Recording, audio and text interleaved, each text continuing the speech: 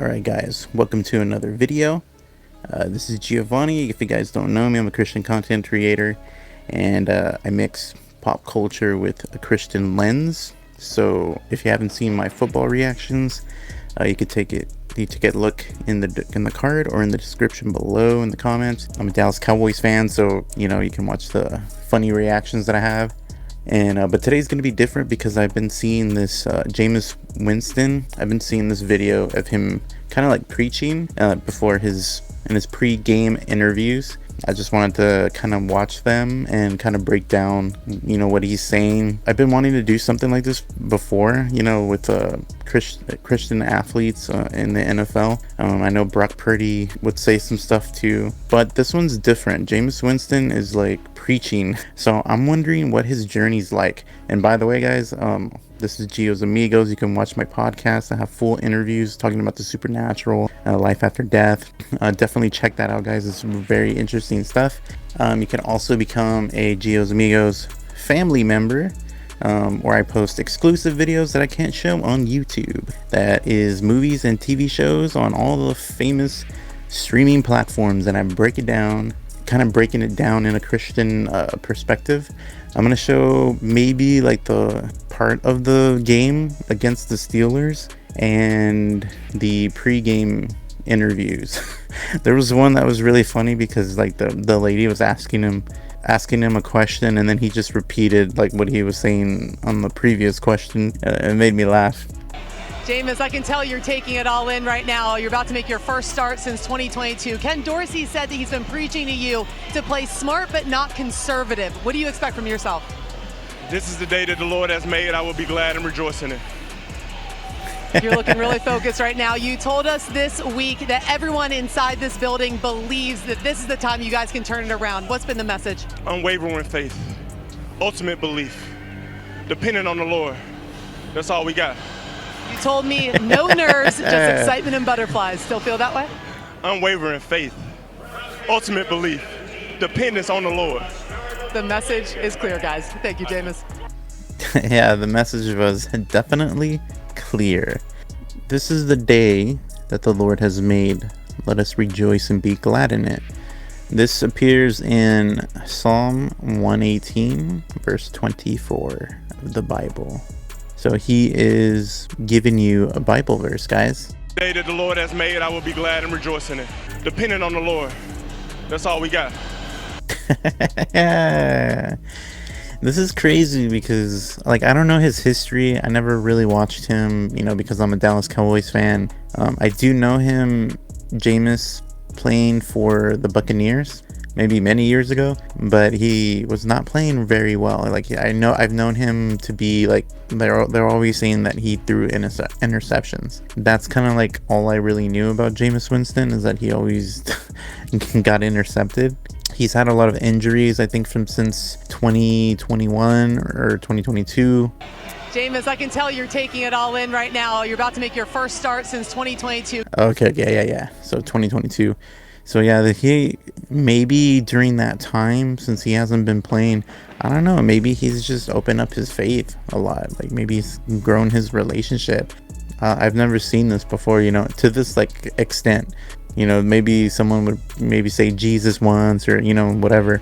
Well, I know Tim Tebow, would say some stuff, so I don't know about him. Maybe he did. I wasn't watching football at the time when he would be playing, so I'm not sure. But I know he's known to be like a Christian athlete, so. But I don't know if he ever did stuff like this in interviews. Maybe he did. I don't know. So this is the first guy that I'm seeing where he's kind of like preaching during the interviews. It's really cool to see. Okay, let's check. Look at this guy's like locked in, man. Jameis Winston. Jameis, how are you doing, man? Thank you for joining us. Blessed and highly favored, man. Extremely grateful for the day. And we're extremely grateful to have you. You guys had a huge win last week, but it's a new day, a new week, a new opponent. What's your message to your team going into this one? It's nothing about today. Today we have to be firm in our foundation, firm in the Lord, and we standing ground. We dependent on the Lord. There's nothing else that we can depend on but Him. No doubt. And you know what? The team is going to be depending on you. Listen, there's been some ups and downs. You trade away Coop, Watson goes down, but you have said that you have unwavering faith. What's your message to the young guys that haven't been through the ups and downs of the NFL? How do you talk to them? Count it all joy when you fall into various trials, knowing that the testing of your faith produces patience, and that patience will be perfect, lacking nothing. No doubt about it. And listen, sometimes what you go through can help you get through, and I think that's what you're talking about. What's the difference between you now, the OG Jameis Winston, and young Jameis when he first started? Man, it's just unwavering faith, man, and continuing the process of ultimate belief, and most importantly, depending on the Lord. That's all it is, man. It's not my battle, it's the Lord's. And Jameis, I want to have a little fun with you right now. I got a question. Did you trademark eating W's? Because I'm seeing fans with signs. They're excited about you eating W's. What is it like to be embraced by this fan base? I'm grateful for this fan base. I'm grateful for the opportunity that I have. I have to do everything. I have to be a great steward of what the Lord has given me. All right, Jameis, we're about 30 minutes or so until kickoff. As you head into the locker room to lock back in, what do you do over the next 20 or so minutes to get yourself ready for the game? I pray, I thank the Lord, and I rally the troops because we're about to go to war. No doubt about it. Well, Jameis, hopefully we'll all be yelling hallelujah after another Browns win. I appreciate you joining us, man. Amen. Have a good one. All right, thank you, Nick. Grateful for you. Yeah, hallelujah, man. See, that was really cool too. He did another verse too, so let's see if I can find it. Will be perfect, lacking produces patience, and that patience, the testing of your faith produces patience. I think he's reading James. This is James chapter 1 verse 3. The testing of your faith produces patience. So the verse means trials and disappointments can teach us to trust in God and develop patience. Now this guy, he's been hurt, man, like a lot, so I'm assuming that's why he's been kind of gone. Like he hasn't really played fully, like a full season. So this is all about adversity, and you know, football is such a great example of sharing like Bible stories. If you guys haven't read, there's a lot of adversity in the Bible, you know, especially in the Old Testament, but in the New Testament too, but especially in the Old Testament when there was like wars. Like he literally said we're going to war. I guess he's developed his relationship with God since he's been hurt. We'll see as it goes, but I mean, someone who is not about God is not going to be saying stuff like this. He's like saying Bible verses. He's making sure he's glorifying God, you know, in his interviews. Like he's making it known that, you know, God is who we should lean on. And, you know, when we face adversity, you know, we could develop perseverance. And that's a lot about what James speaks on, having the endurance that can lead to spiritual growth and maturity. So James is a good one to read. It's not too long. It's a good one. It's in the New Testament, guys, if you don't know. Because in the book of James, it emphasizes that God cares about our faith. And I'm very big on faith too. So I think that's why I like James, reading James. And to develop your relationship, I mean, just to start, guys, if you don't know, just read the Bible. You will get to know God's character. You will get to know how he talks to people, because he does talk to people, and even people who are not Christian. For example, his name is Paul. He wrote most of the New Testament, but his name was Saul before, and he was killing Christians. So look at the big transformation, guys. There's a lot of adversity. And the game, it's Pittsburgh Steelers versus Cleveland Browns. And man, that was a cool game. Like it started off clear, and then there was just a blizzard, you know, in the game. And me being a Dallas fan, I was actually like rooting for the Browns because their scores, like their team record is not good. It was like, I think it was like two wins, 8 losses versus the Steelers, it was the opposite. There were like 8 wins, 2 losses. One of those 2 losses from the Steelers is from the Dallas Cowboys. We beat them, but they seem to be doing really well with Russell Wilson. But yeah, you know, this is actually really cool to see Jameis, you know, speaking on the Lord and all that. Let's go to the third interview where I wanted to show you. I think this was because this was just crazy, man. Like people look at us crazy. Like us, when I say us, I mean Christians. Like when we have this relationship with God, and some of us are more radical than others. And you can just see it in his face. Like you can just see it in the thumbnail. Like that part made me laugh because I'm just like, what does he know? And he like knew something was up, like he was gonna win, or he just, and he doesn't even have to know. Faith is another, like, what, since we were talking about, like, you don't need to know everything, just go and do it. You know, if God tells you to go and just play and his hand is upon you, then you're going to win. Just like in the Bible, you know, he's said this countless times. Yeah, there's many times where God has told his chosen tribe, which is Israel, the Israelites, to go to a land that they don't know it's going to be for them. Even though there's actual, like, there's already a tribe, there's people there, people that are bigger than them. How is it possible? You're telling me to go to this land, but it's already occupied, especially with people bigger than us. Their weapons are stronger than ours. So how are we gonna win? And so you can apply this to the game with Jameis Winston and the Cleveland Browns. Are like, they have a losing record, but so how are they gonna win against a winning team that's bigger than them? That's just the beauty of the story, and many stories of the Bible. Like, God's always had his hand. Like, for example, the Cleveland Browns with the losing record, let's say they're the Israelites, because many nations just saw them as weak. They were like weak people. They weren't big people that they can just toss around. Like, you can just see them, like, you know, in the movies, like high school, they're the nerdy kid with glasses, I guess, that you can bully. And then versus the Steelers, where they're like popular kids, you know, and they can bully the nerds.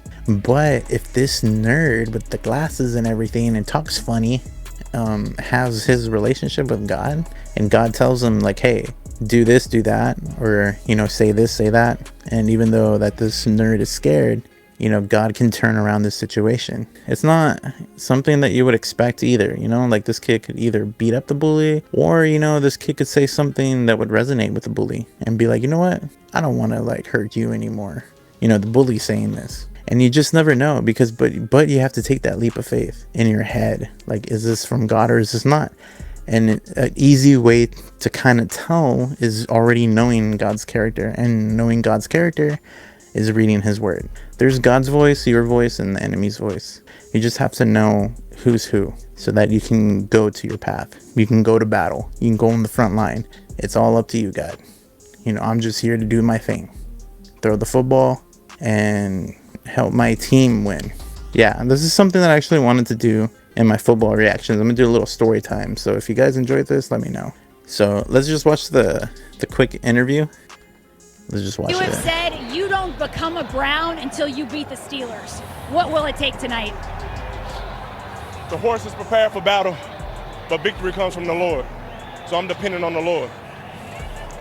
Is that the message to the team? Day by day, one play at a time. That's the message. Weather conditions tonight. We're expecting winds up to 15 miles per hour in a wintry mix. Look How at his will that face. impact your ability to throw the ball? I am so happy and grateful that the Lord has blessed me to play in some snow, to be in true football weather in Cleveland, Ohio at Huntington Bank Field today to give him the glory. It's a beautiful day. Sure feels like you're playing in the AFC North. It is. It's magical. Thank you. The horse is prepared for battle, but victory comes from the Lord. All right, let's check that real quick. Let's see which verse he's talking about. The Bible verse that he's referencing, it should be Proverbs 21:31. The horse is prepared against the day of battle, but safety is of the Lord, or victory comes from the Lord. Just like how you said it. The translations are a little bit different. I'm just assuming, I don't know for sure, but he's developed his relationship with God, and it's just really cool to see this in like interviews. I could just imagine the stuff that he's saying, you know, behind the scenes, like in the locker room, you know, like preaching. He's probably like preaching, man. Proverbs 21:31. It emphasizes that God's will is more powerful than human effort, and that God controls history. And so, for example, like a nation's success in battle, like this is what I was talking about with the war. A nation's success in battle depends on God's will. Chariots and horses were like the best military technology, but it doesn't guarantee victory. Every time God said to the Israelites, go, you know, face them and you will win, they would. You know, they were facing a stronger army, more people, and just time and time again, his word is like You can just take it for like 100%. Like, okay, God, even though it's scary, you know, I've been in those positions too where I hear from God and it's like, okay, you want me to go to a different country and do this? You know, those of you who don't know, I went to Nicaragua. I was helping a prison ministry. So we were actually going to like those dark places, the rehab centers. Some of them were like prisons. All they need is just Jesus, man, and they'll show them the way. And we all have a purpose. I think this is cool that Jameis Winston is like preaching in these interviews. And if you are curious, and you know the other Bible verses that include horses and chariots, I'll let you read these guys. You know, it's Psalm chapter 20 verse 7, Psalm 33 verse 17, Isaiah 31 verse 1. Look at his face. Like in this part of the interview, you can just see his face. Like he was just like lit up like a Christmas tree. And you know, we could look crazy. We're not crazy, but like we're supposed to be set apart. You know, we're not of this world. We're like set apart. There's a Bible verse, Colossians chapter 3 verse 12 to 17. We know we're God's chosen people. We're supposed to be set apart. We're not supposed to be like everybody else. And there's other Bible verses that I'll mention if you guys want to read into it. Deuteronomy chapter 14 verse 2. You have been set apart as holy to the Lord your God, and he has chosen you from all the nations of the earth to be his own special treasure. And then there's other verses kind of talking about it. Jeremiah chapter 1 verse 1, Romans chapter 12 verse 1 through 3, 1 Peter 3:15 through verse 17, and 1 Peter chapter 1 verse 15 to 16. Those are all talking about being set apart, being different. But look at his face. Mix. How will that impact your ability to throw the ball? Look at his face, man. I'm so happy and grateful that the Lord has blessed me to play in some snow, to be in true football weather in Cleveland, Ohio at Huntington Bank Field today to give him the glory. Yeah, look at that, man. Tell me this guy is not reading his word, man, for real. I mean, he's like reciting Bible verses in these interviews. He's probably preaching in the locker rooms. Like, this is cool. This is really cool to see. And to top it off, he actually won the game. Spoiler alert if you haven't watched the game. Oh yeah, and speaking of that, I was gonna show him doing like a touchdown. Look at this, guys. Under pressure, gonna run it. When he was talking to Kaylee, the percent how blessed he feels to have a chance to play tonight, and how fitting here, a fourth down play. Yeah, man, that's crazy. That's crazy to see that. And that game was actually so awesome. That's like a perfect example of stories in the Bible when there's two opposing like tribes, nations going at each other, just like football. You know, it's a great example of adversity. And like for a while, I mean, the Browns started off pretty well, and then they kind of started losing a little bit. They fumbled and everything, and I was like, oh man, I don't know, because the Browns seemed like they're gonna lose. But through adversity, they came back, man. They came back. They were fighting back, and they ended up winning the game. Even though they had a losing record, they came out on top, because the Bible is really cool, man. If you read it, there's some crazy stuff in there. This has been a nice time, guys. I hope you enjoyed it. Stay blessed, everybody. I pray for you guys. I pray that you encounter God. If you don't know God, just say, hey, God, I don't know you, but I want to know you. There's no special words, guys. What matters the most is your heart posture. Like, if you really want to know God, God will come into your life. Look, I'm gonna end it with this, guys. Just like in Matthew chapter 7, verse 7 through 8. Jesus says, for everyone who asks receives, the one who seeks finds, and to the one who knocks, the door will be opened.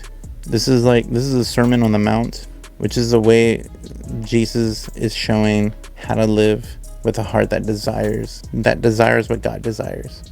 So the meaning of this verse is God is always ready to respond to the sincere asking, seeking, and knocking of people. Jesus is not saying that God will give us whatever we want, but rather that God is listening and ready to give us good gifts. How beautiful is that? And you know, I can be an ultimate testament to that, because I never experienced like supernatural stuff. In this very room, guys, I don't know, just one day it just came to me, and I was like, you know what, if there actually is a place of torment, I don't want to go there. With a sincere heart, I was just like, really, like, God, you know, if there is a place, like, I don't want to go there. I hope that you can accept me.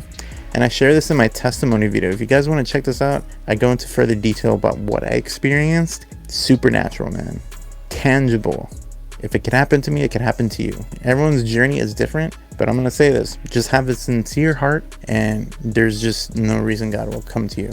Maybe God has been calling to you, and you just haven't realized. God can speak to you through people, through dreams, through thoughts. Yeah, that was like a new thing. I didn't know that, but through thoughts. I want to give you some encouragement, guys. Thank you guys for watching.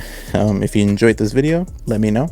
Again, you can watch my Dallas Cowboys reaction videos in the playlist. You can check out my website, giosamigos.com. I pray God will come into your room, come into your heart.